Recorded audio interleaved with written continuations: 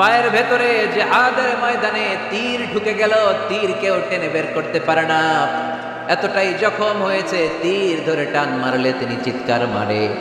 বিশ্বনবী দেখলেন অবস্থা বেগতিক।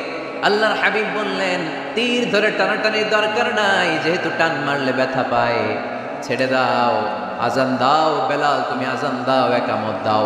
এক সাহাবীরে বললেন, আমি যখন নামাজে দাঁড়াবো, আলী যখন নামাজে দাঁড়াবে, নামাজরত অবস্থায় তুমি তোমার নিজের দায়িত্বে আলীর পায়ের ভেতর থেকে তীরটা টেনে বের করে ফেলবা।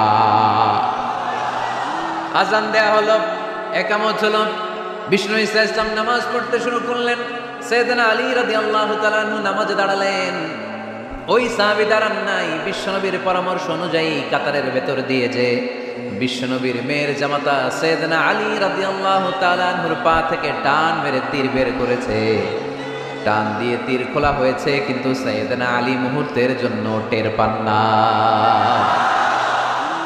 আগে টান মারতেছে, ব্যথা পায়, চিৎকার মারে, চিৎকার মারে, কিন্তু সালাত অবস্থায় টান মেরে তীর বের করেছে, উনি টেরই পান নাই। আল্লাহু আকবার। তার মানে যখন নামাজে তিনি দাঁড়িয়েছেন, দিন দুনিয়ার হুঁশ তার ছিল না। তার হুঁশ, জ্ঞান, চিন্তা, ধ্যান সব কিছু চলে গিয়েছে একজনের দিকে, তিনি কে? এজন্য বিশ্বনবী বলতেন, আন তা'বুদাল্লাহা কাআন্নাকা তারা ফাইন লাম তাকুন তারাহু ফাইন্নাহু ইয়ারাক। এমন ভাবে নামাজ পড়বে, মনে করবে তুমি আল্লাহকে দেখে দেখে নামাজের মুসল্লায় আছো। ঠিক কি না? যখন নামাজ পড়বা ভাববা তুমি আল্লাহকে দেখছো। আর যদি এটা কষ্ট হয়, অ্যাটলিস্ট এটা ভাবো যে আল্লাহ তোমায় দেখছে। আমাদেরকে দেখে কে? আমি যে নামাজ পড়ি দেখে কে? এই চিন্তাটা মাথায় থাকার দরকার আছে না নাই? কিরে ভাই, এখানে তো ধাক্কাধাক্কি করে লাভ নাই। প্রজেক্টরগুলো কোন দিকে? প্রজেক্টর আছে? ওই যে পেছনে প্রজেক্টর, ওখানে চলে যাও। এখানে দেখার জন্য যদি ধাক্কাধাক্কি করো, বিশৃঙ্খলা হবে। সাউন্ড নাই। এই মাইকটা কি কাজ করে না তোমার? তো সাউন্ড পায় না কেন? আচ্ছা আচ্ছা, সাউন্ড কম বলে যদি চিল্লাও তাহলে তো আমার কথা আরো শোনা যাবে না। ও দেখতেছে, ওকে দেখতে দাও। এত বড় গ্যাদারিং এ এইদিকে সমস্যা হবে, ওদিকে তার ছিঁড়ে যাবে, ওদিকে সাউন্ড বক্স নষ্ট হয়ে যাবে, এটা খুব স্বাভাবিক। তোমাদের সহযোগিতা লাগবে, তা না হলে তো একটু পর পর আলোচনার মাঝখানে ব্রেক দিলে আলোচনা করা যাবে না। লক্ষ লক্ষ লোকের সমাগম, এখানে কিছু সমস্যা হবেই, এগুলো মেনে নিয়েই আমাদেরকে বসে থাকতে হবে। ঠিক কিনা? মাইক অপারেটর, লাস্ট চান্স দিলাম তোমার, এটা ঠিক করো তাড়াতাড়ি। তোমার মাইকের কারণে অনেকবার ব্রেক হয়েছে আমার আলোচনা। হয়েছে, একটা ছেলে কথা বলবো না। এই ছেলে চুপ, ইয়েলো জ্যাকেট চুপ, কথা নাই, চুপচাপ দাঁড়ায় থাকো। এদিকে তাকান। আন তা'বুদাল্লাহা কাআন্নাকা তারা ফাইন লাম তাকুন তারাহু ফাইন্নাহু ইয়ারাক। এমন ভাবে নামাজ পড়ো, এটা চিন্তা করো যে আল্লাহ তোমায় দেখছে। আল্লাহ ইজ ওয়াচিং মি, তাই না? আল্লাহ ইজ অবজার্ভিং মি, আমার আল্লাহ আমাকে দেখছে। এই চিন্তা করে যদি নামাজ পড়েন, খুশু খুদু বাড়ায় দিবে কে? এক সাহাবী নামাজও পড়তেছে, দাড়িও টানতেছে, এরকম নামাজও পড়ে দাড়িও টানে, এরকম আল্লাহর ওলি আছে না নাই? নারায়ণগঞ্জে নাই? হ্যাঁ আছে। নামাজ পড়া অবস্থায় বারবার চুল টানা যাবে, দাড়ি টানা যাবে, শুধু মোবাইলে SMS লেখা যাবে? যাবে না, এগুলো করবেন না। নজরটা থাকবে সেজদার দিকে। কোন দিকে? সবাই বলেন, মনে থাকবে এটা। এগুলো message, very sensitive and important message. এগুলো নিয়ে যান বাড়িতে। সালাতে মন বসে না, কারণ নজর ছোটাছুটি করে এইদিকে এইদিকে এইদিকে। নামাজে দাঁড়াইছে, জানলা খোলা, জানলার দিকে তাকায় আছে। আল্লাহর ওলি আছে না নাই?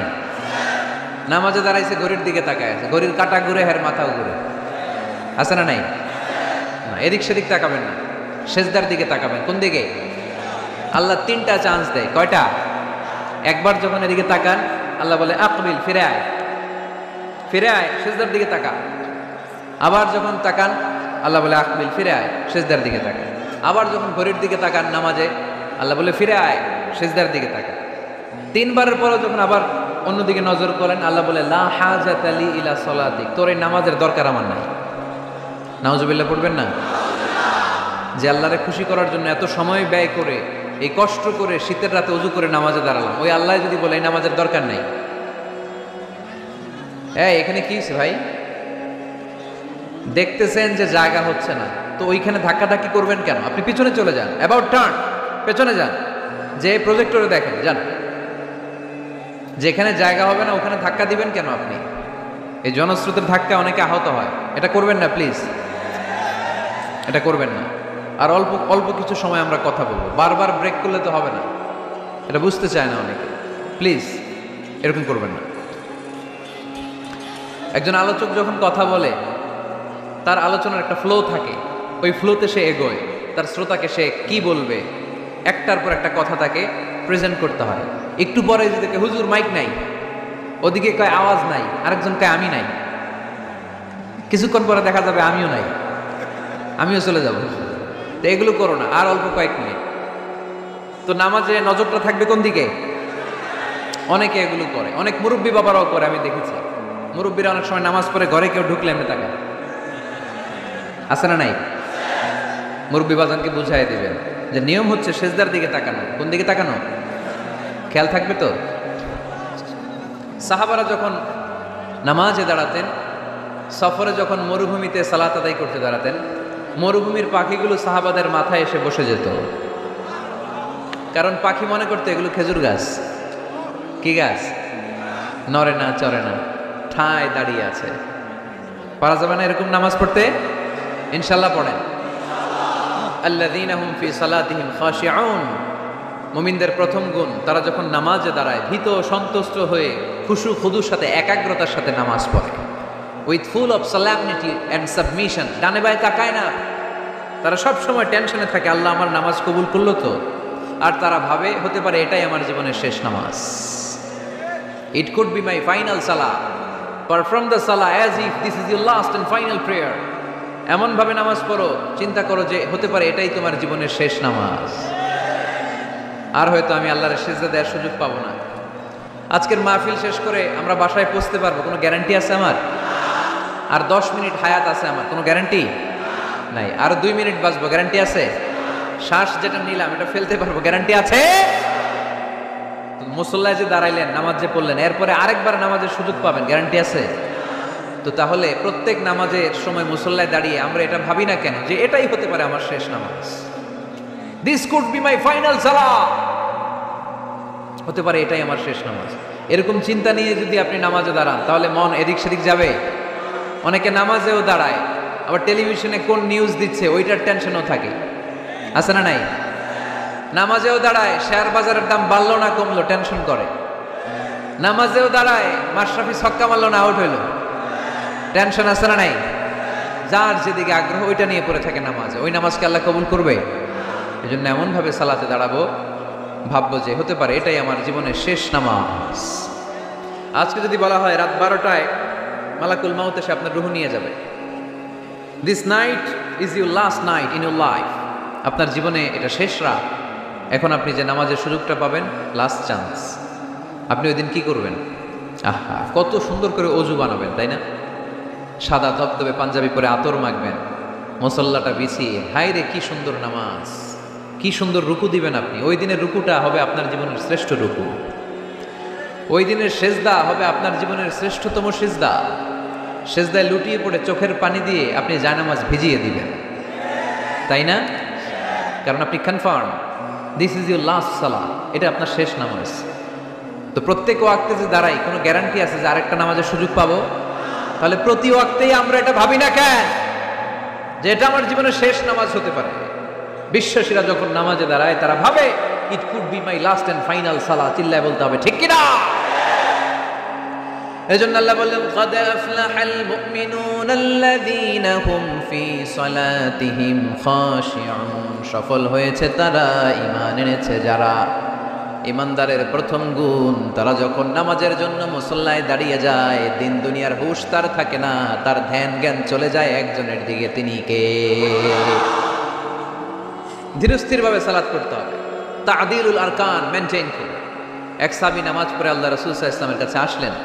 আল্লাহ রাসূল বললেন সল্লি ফা ইন্নাকা লাম তুসল্লি, যাও নামাজ পড়ো, নামাজ হয় নাই। আবার নামাজ পড়লেন, আবার আসলেন, আল্লাহ রাসূল একই কথা বললেন, সল্লি ফা ইন্নাকা লাম তুসল্লি, রিপিট ইউর সালাহ because you didn't offer your সালাহ in a correct way, in a correct manner. সঠিক পদ্ধতিতে সালাত হয়নি। উনি কি করবেন? আবার যে পড়লেন, আবার আসলেন, আল্লাহ রাসূল বললেন সল্লি ফা ইন্নাকা লাম তুসল্লি, সালাত পড়ো, হয় নাই। এবার সাহাবী কেঁদে দিলেন, বললেন ইয়া রাসূলুল্লাহ, এর চেয়ে ভালো করে তো আমি পড়তেই জানি না। আল্লাহ রাসূল সাল্লাল্লাহু আলাইহি ওয়াসাল্লাম সাহাবীকে জড়িয়ে ধরলেন, বললেন আসো তোমারে শিখাইয়া দেই, যখন নামাজে দাঁড়াবা তাড়াহুড়ো করবে না। There is no rushing in সালাহ, there is no hastiness in সালাহ। সালাতে তাড়াহুড়ো নাই। যখন দাঁড়াবা রিল্যাক্স, যখন রুকুতে যাবা রিল্যাক্স, সিজদায় লুটিয়ে পড়বা রিল্যাক্স। তাড়াহুড়ো করা যাবে? রুকুতে যখন যাবা পিঠটাকে সোজা করবা, স্ট্রেট ফরওয়ার্ড। আল্লাহ রাসূল সাল্লাল্লাহু আলাইহি ওয়াসাল্লাম যখন রুকু দিতেন, ওনার রুকু দেওয়া পিঠটা এতটাই স্ট্রেট ফরওয়ার্ড আর সোজা হতো, সাহাবারা বলতেন এখানে পানির গ্লাস রেখে দিলে পানিটাও কাঁপতো না, গ্লাসটাও নড়তো না।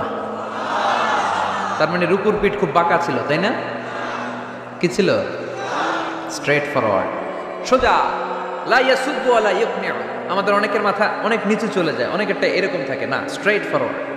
আল্লাহ রাসূল সাল্লাল্লাহু আলাইহি ওয়াসাল্লাম বললেন সবচেয়ে বড় চোর যে নামাজে চুরি করে।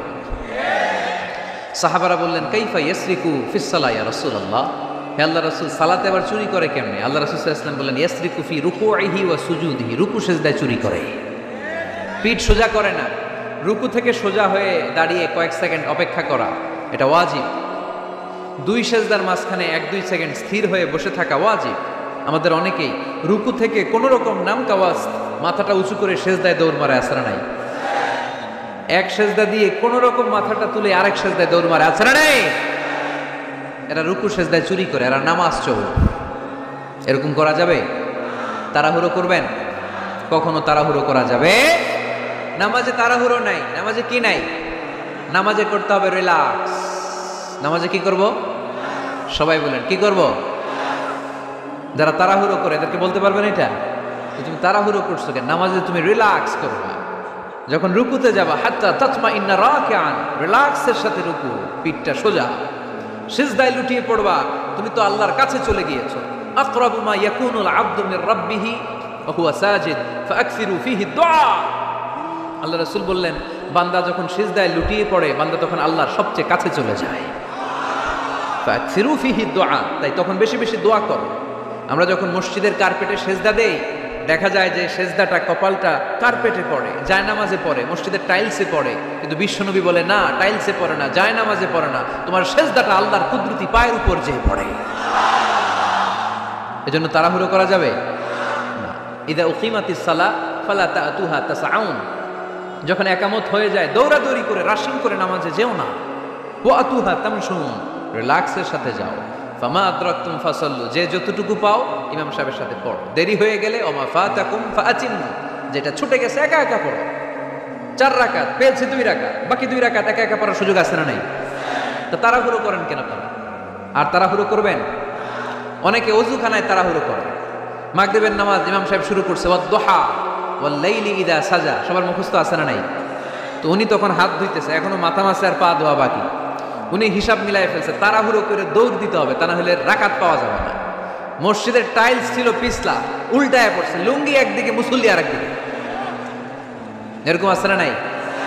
আমাদের এলাকায় একজন এরকম দৌড় মেরে পা ভেঙে ফেলছে, উল্টায় পড়ে, লুঙ্গি একদিকে ও আরেকদিকে। এরকম করবে না। মনে রাখতে হবে এই মাহফিলগুলোতে এসে শুধু স্লোগান সর্বস্ব মাহফিল দিলাম, তাহলে 1 নম্বর পয়েন্ট সবার কাছে ক্লিয়ার। আচ্ছা, 2 নম্বর আল্লাহ বললেন ওয়াল্লাযীনা হুম আনিল লাগবি মুরিদুন, মুমিন বান্দাদের 2 নম্বর বৈশিষ্ট্য, তারা অনর্থক কাজ থেকে মুখ ফিরিয়ে নেয়। তাই না?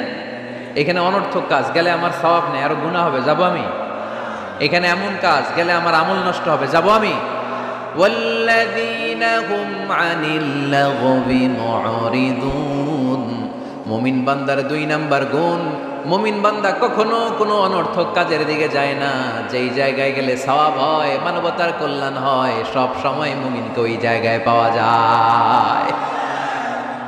ওয়াল্লাযীনা হুম আনিল লাগবি মুরিদুন, অনর্থক কাজ করব না। যেটাই করব এটা যেন অর্থবোধক হয়, এটা যেন আমার কাজে লাগে, 10-এর কাজে লাগে। এরকম কাজ করার দরকার আছে না নাই? মিন হুসনি ইসলামিল মারই তারকুহু মা লা ইয়ানিহি, আল্লাহ রাসূল সাল্লাল্লাহু আলাইহি ওয়াসাল্লাম বললেন ব্যক্তির ইসলামের সৌন্দর্যের মধ্য থেকে একটা বড় সৌন্দর্য হচ্ছে ব্যক্তি অনর্থক কোনো কাজ করবে না। কারণ মুমিন খুব ভালো করে জানে যাই করে ভিডিও ক্যামেরা দিয়ে, ক্যামেরা করে কে? আপনারা কি মনে করছেন যে আজকের যে মিডিয়ার ভাইরা আসছে ওদের কাছেই ক্যামেরা? ফেরেশতাদের কাছে ক্যামেরা নাই? আছে না নাই? এজন্য আল্লাহ সূরা ইয়াসিনে বললেন ওয়া কুল্লা শাইইন আহসাইনাহু ফি ইমামিম মুবিন। দুনিয়াতে তোমরা যা করো, যেখানে যাও, যে কাজের সাথেই সম্পৃক্ত হও না, তোমাদের সব কাজগুলোকে ইমাম মুবিন নামক ভিডিও ক্যামকর্ডার দিয়ে ধারণ করে কে? আবার মুমিন জানে মা ইয়ালফিযু মিন কাউলিন ইল্লা লাদাইহি রাকীবুন আতীদ। মুমিন জানে মুখ দিয়ে আমি যা বলি, যে বাক্যই উচ্চারণ করি, যে শব্দ উচ্চারণ করি, ফেসবুকের কমেন্টস বক্সে যেই কমেন্টস আমি টাইপ করি, এই সবগুলো দেখে কে? রাকীবুন আতীদ নামে দুইজন ফেরেশতা আছে, সব কিছু নোট করে নেয়, ঠিক কিনা? মুখে যা বলবো এটাও অর্থবহ হইতে হবে, যা লিখবো তাও অর্থবোধক হইতে হবে, ঠিক কিনা? এখন তো বলার চেয়ে আমরা টাইপ করি বেশি। ফেসবুকে কমেন্টস অপশন আছে না নাই? আহা, ইচ্ছা মতো কমেন্টস করে, কমেন্টসের ফুলঝুরি, গালি গালা সব মাগনা, আছে না নাই? নারায়ণগঞ্জের ছেলেরা অবশ্যই এগুলো করে না, এখানকার ছেলেরা ভালো অনেক, দেখেই বোঝা যাচ্ছে খুব শান্তশিষ্ট। কমেন্টেও আমি কি লিখলাম এ ব্যাপারেও হিসাব চাইবে কে? কান দিয়ে আমি কি শুনি হিসাব চাইবে কে? চোখ দিয়ে কি দেখি হিসাব চাইবে কে? এজন্য যা মন চায় চোখ দিয়ে দেখা যাবে, যা মনে চায় মুমিন কান দিয়ে শুনতে পারে। যেন কানে শুনি সদা তোমার কালাম, এ খোদা চোখে যেন দেখি শুধু কোরআনের আয়াত, শোনো আমারে মুনাজাত। পড়েন, শোনো শোনো ইয়া ইলাহি আমারে মুনাজাত, শোনো আমারে মুনাজাত। পড়ি আমিন। এজন্য মুমিন বান্দার 2 নাম্বার গুণ ওয়াল্লাযীনা হুম আনিল লাগবি মুরিদুন। অনর্থক কাজে আমরা যাব না। যাব? তোমরা যুবকরা মিলে অনেক কিছু করতে পারো, ব্লাড ক্যাম্পেইন করতে পারো, রক্ত দেওয়ার মাধ্যমে জীবন বাঁচানো যায়, ঠিক কিনা? তোমরা যুবক ছেলেরা মিলে বৃক্ষ রোপণ কর্মসূচি করতে পারো, তোমরা যুবক ছেলেরা মিলে পরিচ্ছন্নতা অভিযান চালাতে পারো এলাকায়। তোমরা চাইলে সবাই মিলে দাঁড়িয়ে সমাজ থেকে ইফটিজিংকে তাড়াতে পারো। তোমরা চাইলে সমাজ থেকে যৌতুকের মতো মরণ ব্যাধিকে ঝাড়ু পেটা করে বিদায় করতে পারো। তোমরা চাইলে আগামীর বাংলাদেশকে সোজা পথে উঠিয়ে দিতে পারো। ওয়াল্লাযীনা হুম আনিল লাগবি মুরিদুন। মুমিনরা আজে বাজে কাজে যায় না, যে কাজে গেলে নিজের কল্যাণ, দেশের কল্যাণ, দশের কল্যাণ, মুমিন ওই কাজ করে, ঠিক কিনা?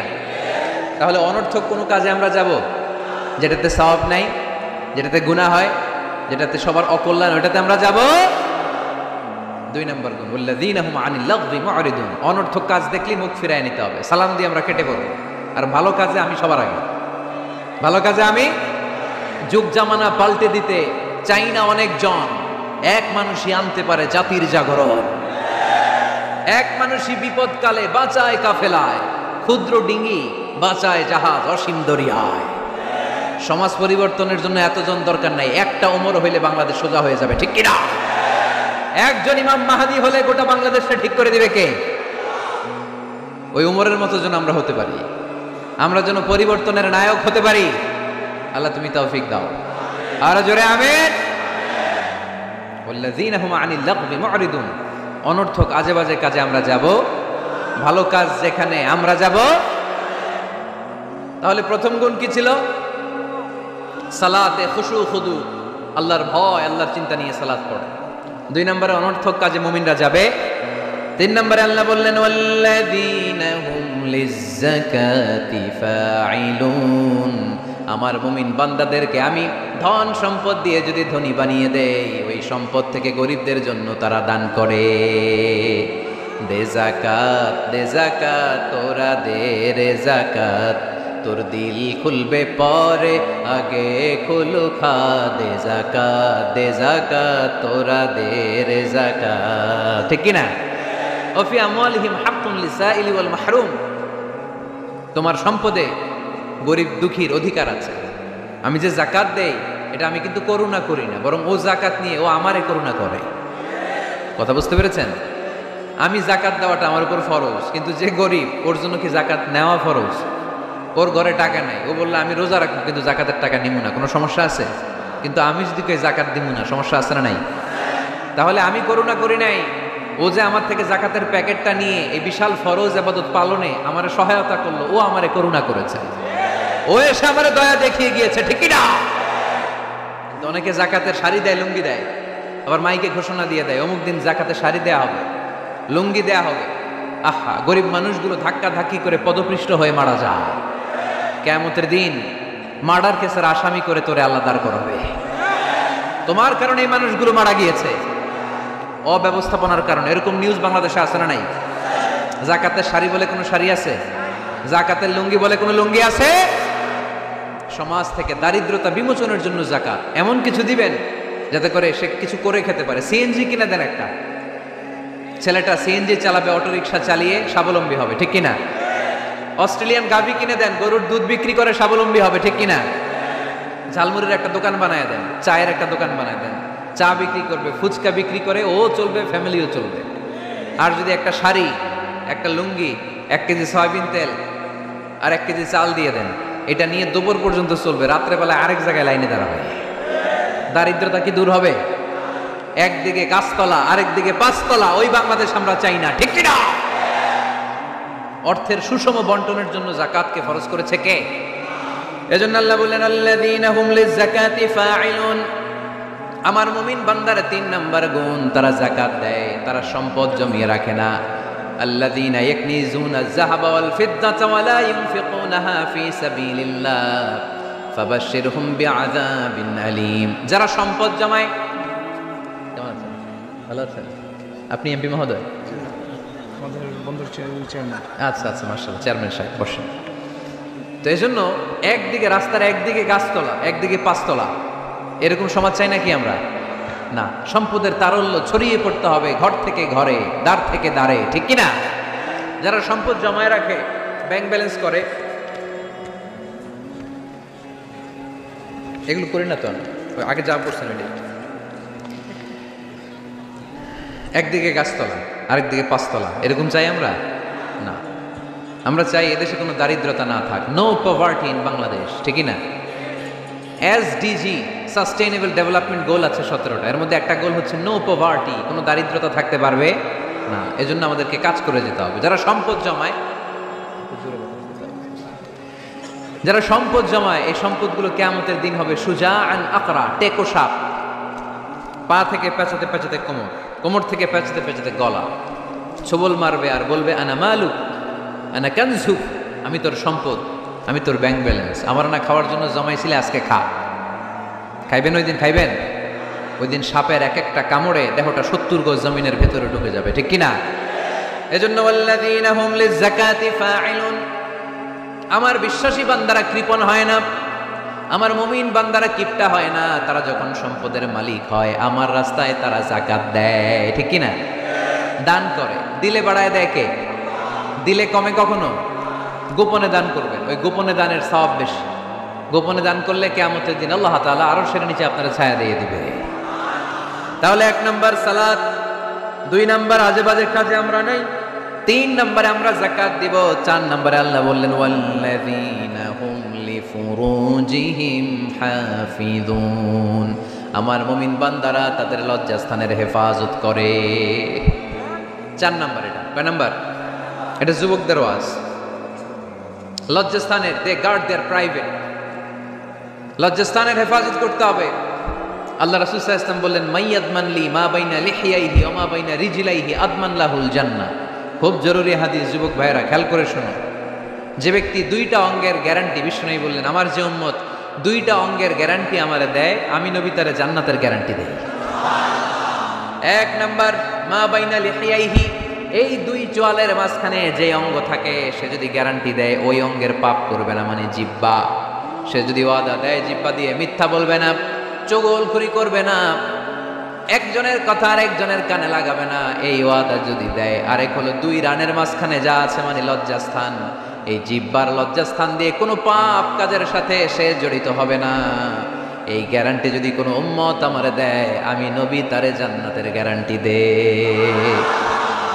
You have to guard your private. বিবাহ বহির্ভূত কোনো সম্পর্ককে ইসলাম জায়েজ করে নাই। এজন্য এগুলো করা যাবে? গার্লফ্রেন্ড বয়ফ্রেন্ড করা যাবে? গার্লফ্রেন্ড আছে কার কার? দেখি হাত তোলো। মাশাআল্লাহ, সাহস আছে ওদের, বুকের পাটা আছে। হাত নামা বেটা। এই গার্লফ্রেন্ড বয়ফ্রেন্ডের সাথে আমাদের কোনো সম্পর্ক, আমরা বিয়ে করব। কি করব? বিয়ে করব। চেয়ারম্যান সাহেব বিয়ে করাই দিন, এগুলোকে আপনার দায়িত্বে দিয়ে গেলাম। এই গার্লফ্রেন্ড বয়ফ্রেন্ড এগুলো ইসলামের কালচার নয়। বিয়ের চেয়ে ভালো কাজ পৃথিবীতে হতে পারে? বিয়ে করতে গেলেই বাপে বলে আগে নিজের পায়ে দাঁড়া। তো এতদিন ও কার পায়ে দাঁড়াইছে? ছেলে মেয়েদেরকে সাহস দেন, ছেলেও পড়বে। ওই যে একজন চিল্লান দিয়ে উঠছে, ওর কমন পড়ছে, কমন পড়ছে। মাশাআল্লাহ। গার্ডিয়ানরা যারা আছেন ওদের দুঃখ কষ্ট একটু বুঝছেন আপনারা, মিলাই দিয়েন ওদেরকে, বিয়ের পিড়িতে বসায় দিয়েন। বিয়েতে কল্যাণ, বিয়েতে বরকত। বিয়ের মতো ভালো কাজ হতে পারে না। সব নবীরা বিয়ে করেছেন। আর নিকাহ মিন সুন্নতি, বিয়ে আমার সুন্নাত। ফামান রাগিবা আন সুন্নতি ফালাইসা মিন্নি, যে আমার সুন্নতকে ভালোবাসে না সে আমার উম্মত হতে পারে না। বিয়েটাকে সহজ করে দেন। যেই সমাজে বিয়ে সহজ ওই সমাজে জিনা কঠিন, তাই না? যেই সমাজে জিনা সহজ ওই সমাজে বিয়ে কঠিন। আমাদের সমাজে জিনা করা সহজ, বিয়ে করতে লাগে 10 লাখ, জিনা করতে লাগে 1000, ঠিক কি না? 10 লাখ টাকা ছাড়া বিয়ে করা যায় না। এটা লাগবে, ওইটা লাগবে, এই দাও, ওই দাও, মোহর দাও, বিশাল অঙ্কের মোহর। 10 লক্ষ টাকা ধার্য না করলে মেয়ে দিবে না, এরকম আছে না? নাই না, এগুলো আসলে ইসলামিক কালচার না।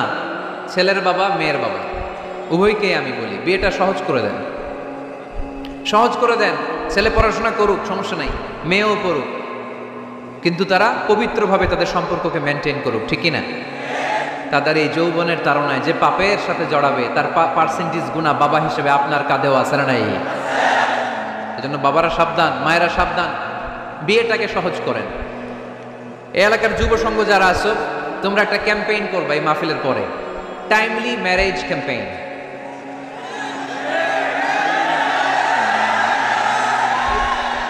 টাইমলি ম্যারেজ ক্যাম্পেইন, সময় মতো বিয়ে দিতে হবে, দেরি করা যাবে।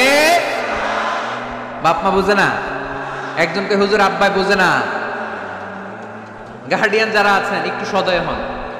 ওরা যে পাপের সাথে, পাপের রাস্তা যে ওরা চিনে যাচ্ছে, পাপের পথে যে জড়িয়ে যাচ্ছে, আল্লাহর সুপ্রিম কোর্টের কাঠগড়ায় আসামি করে আল্লাহ সেদিন আপনারে দাঁড় করাবে। আল্লাযীনা হুম লিফুরুজিহিম হাফিযুন, দে গার্ড देयर প্রাইভেটস। মুকদ্দামাতুল হারামে হারাম, এট এ গ্ল্যান্স।